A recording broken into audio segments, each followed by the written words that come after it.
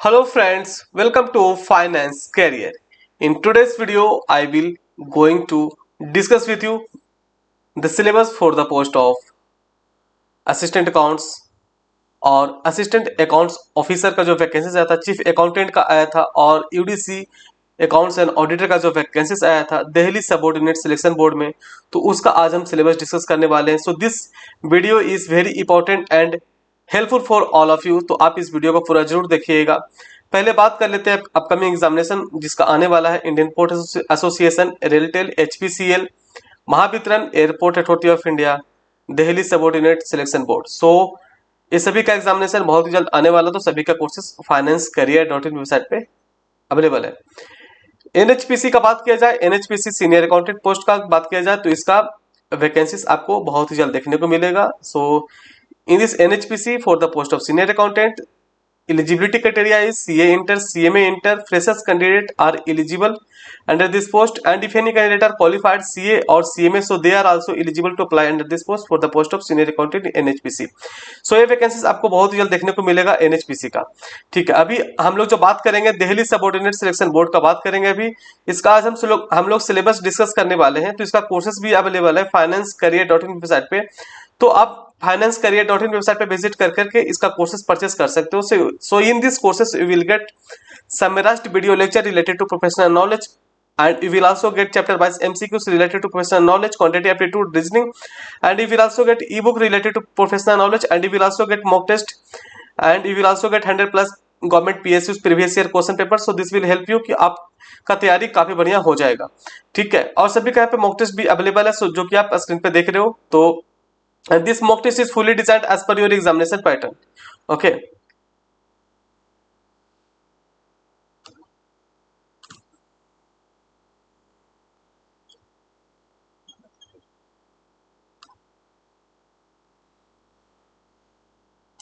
तो अभी हम लोग जो डिस्कशन करेंगे सिलेबस के ऊपर, अभी हम लोग डिस्कशन करेंगे।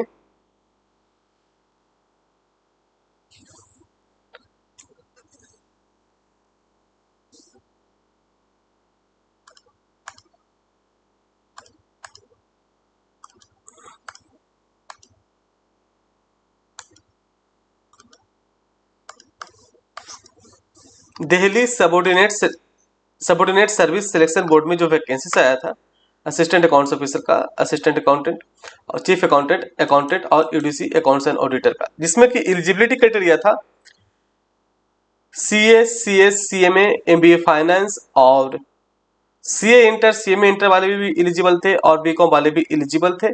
तो सभी का पोस्ट का नाम यहाँ पे लिखा हुआ है। ठीक है, तो एलिजिबिलिटी क्राइटेरिया था सीएस, सीएस, सीएमए भी एलिजिबल थे, सभी का अलग अलग पोस्ट था। ठीक है, बीकॉम वाले के लिए भी पोस्ट था यहाँ पे, एमबीए फाइनेंस वालों के लिए भी था, सीए इंटर, सीएमए इंटर वालों के लिए था और सीए, सीएस, सीएमए वालों के भी पोस्ट यहाँ पे था। तो हम जो आज सिलेबस है डिस्कस करने वाले हैं, एक्सपेक्टेड प्रोफेशनल सिलेबस आज हम डिस्कस करने वाले हैं। अब आप ये सोचोगे कि सभी पोस्ट का एक ही सिलेबस क्या है, तो हाँ, सभी पोस्ट का एक ही सिलेबस हम इसलिए डिस्कस कर रहे हैं कि क्या होता है कि जैसे देखिए कि जो प्रोफेशनल कोर्सेस है, ठीक है, तो जो प्रोफेशनल कोर्सेस है जैसे कि जो सिलेबस है, अब जैसे कि सीए और सीएमए का जो वैकेंसीज है जैसे कि असिस्टेंट अकाउंट्स ऑफिसर का, ठीक है, तो इसमें जो क्वेश्चन का लेवल रहेगा वो थोड़ा हाई रहेगा। ठीक है, पर यही अगर बीकॉम लेवल का अगर पेपर आएगा, बीकॉम का जो अकाउंटेंट पोस्ट का जो पेपर आएगा वो थोड़ा उससे थोड़ा इजी आएगा। ठीक है, मतलब असिस्टेंट अकाउंट्स ऑफिसर से पेपर का थोड़ा लेवल इसका थोड़ा कम रहेगा। ठीक है, ठीक है, कंपटीशन में तो ऐसे भी तो पेपर सबका लेवल अच्छा ही रहता है, सबका क्वेश्चन थोड़ा डिफिकल्ट ही रहता है। ठीक है, तो आप इस हिसाब से पढ़ो, ये सभी के लिए सिलेबस है, आप सभी के लिए ये वीडियो इंपॉर्टेंट है। ठीक है, इसलिए मैं आपको पहले ही बता दिया।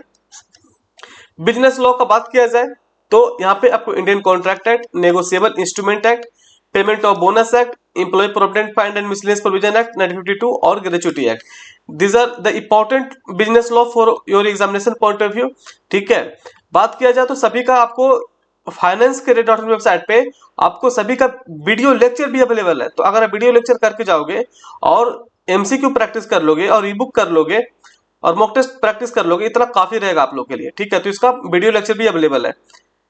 कंपनी लॉ का बात किया जाए तो कंपनी लॉ में आपको प्रिलिमिनरी जो स्टार्टिंग का जो पोर्शंस है, जैसे कि बेसिक कंपनी लॉ को आपको आना चाहिए कि कंपनी लॉ में सेक्शन कितना है, बहुत इंपॉर्टेंट है। सेक्शन पूछ देता है कितना सेक्शन है, ठीक है, कुछ कुछ इंपॉर्टेंट सेक्शन ही पूछता है, बाकी टोटल सेक्शन कितना कंपनी लॉ का, कितना शेड्यूल है, ये सब चीजें पूछ देगा आपको। जो डिफरेंट तरह का कंपनी है उसके बारे में पूछ देगा आपसे, ठीक है।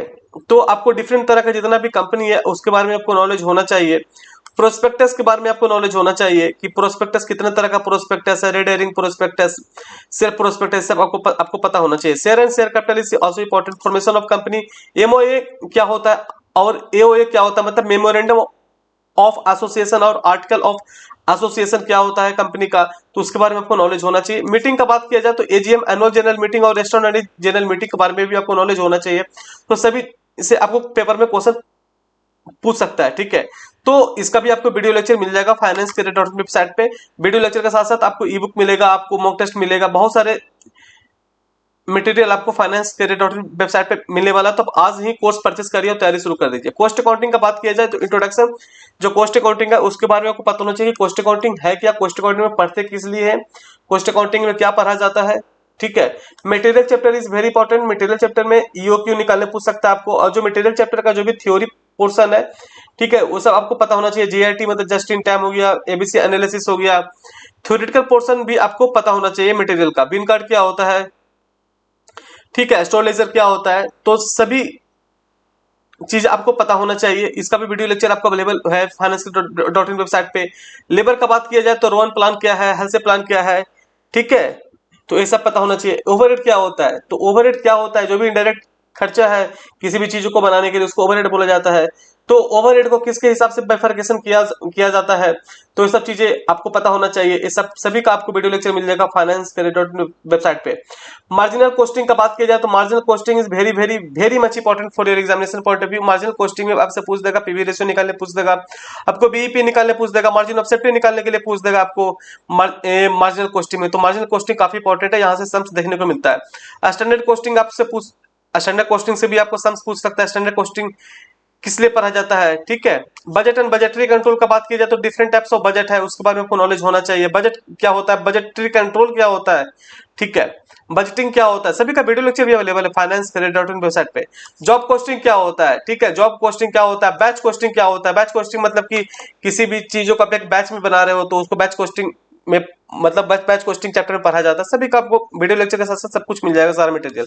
ऑपरेटिंग कॉस्टिंग क्या होता है, ऑपरेटिंग कॉस्टिंग क्या होता है, जो सर्विस इंडस्ट्री होता है, ठीक है, वहां पे ऑपरेटिंग कॉस्टिंग अप्लीकेबल होता है, ठीक है। अब बैच कॉस्टिंग जहां पे कि काफी ज्यादा मटेरियल बन रहा है, एक ही तरह का मटेरियल बन रहा है, तो वहां पे बैच कॉस्टिंग अप्लीकेबल होता है, ठीक है।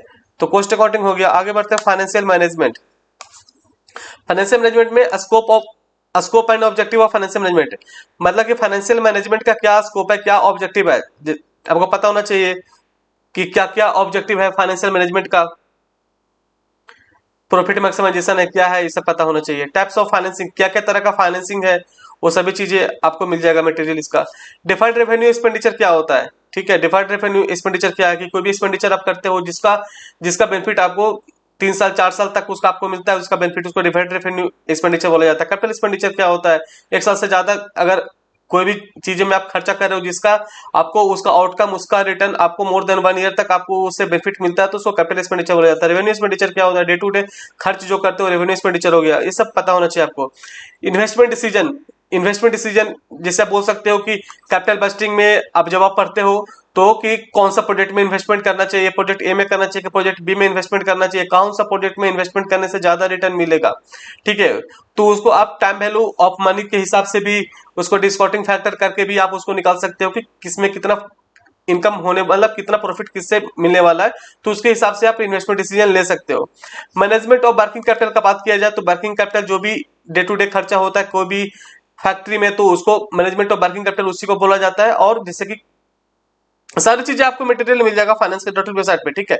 अभी तो मैं बस आपको टॉपिक बता देता हूँ कि क्या क्या चीजें पढ़ना है, ठीक है। Ratio analysis is very much important. Ratio analysis में जितना भी फॉर्मूला है आपको याद होना चाहिए। रेशियो एनालिसिस में बिल्कुल डिटेल वीडियो आप लोग के लिए मैं प्रोवाइड किया हूँ, तो वो वीडियो अगर आप देख लोगे तो आपको सारा सम्स बन जाएगा रेशियो एनालिसिस का, कैपिटल बस्टिंग का, ठीक है। बाकी ये जो बात किया जाए स्कोप एंड ऑब्जेक्टिव का, तो ये सब तो प्योर थ्योरेटिकल पोर्शन है फाइनेंशियल मैनेजमेंट का, ये स्टार्टिंग पोर्शन ही है एफएम का, ठीक है। उसके बाद डिफर्ड रेवेन्यू एक्सपेंडिचर का, ये तो बहुत छोटा सा टॉपिक है, क्या क्या चीजें होते हैं मैं आपको बता भी दिया।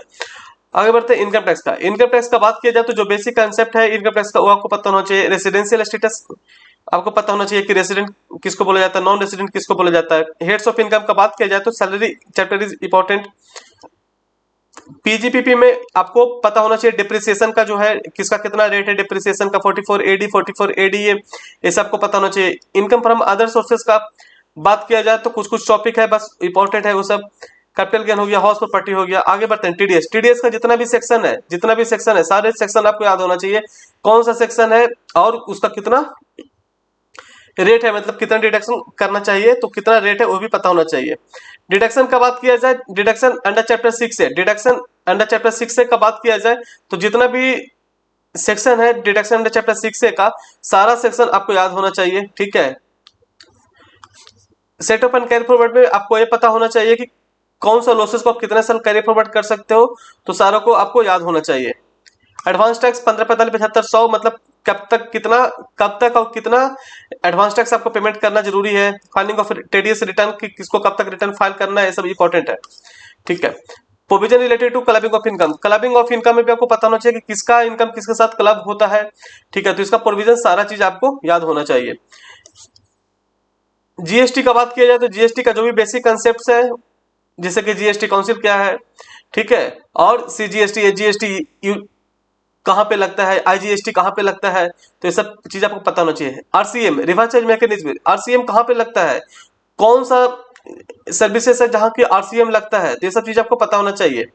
फॉरवर्ड चार्ज कहां पे लगता है, आरसीएम कहां पे लगता है, सब चीजें आपको पता होना चाहिए। Time limit for payment of GST, जब जीएसटी आप काटते हो बिजनेस में तो ऑब्वियस सी बात है ना, जीएसटी आप जब लेते हो कस्टमर से तो आपको पेमेंट भी तो करना है गवर्नमेंट को, तो कितना दिन में करना है, time limit for payment of government, ये सब चीजें आपको पता होना चाहिए। Time limit for payment of GST, ठीक है, time limit for payment of GST to government, government को कितना दिन में पेमेंट करना होता है, कितना दिन का टाइम लिमिट है आपको पेमेंट करने को, तो सब चीज आपको पता होना चाहिए।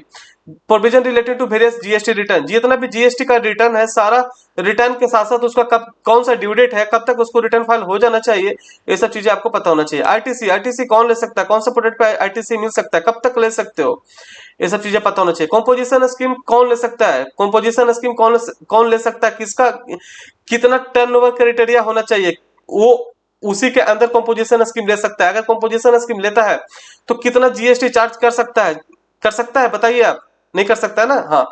कॉम्पोजिशन स्कीम में कौन सा बिल का नाम क्या होता है, बिल ऑफ सप्लाई होता है, ठीक है।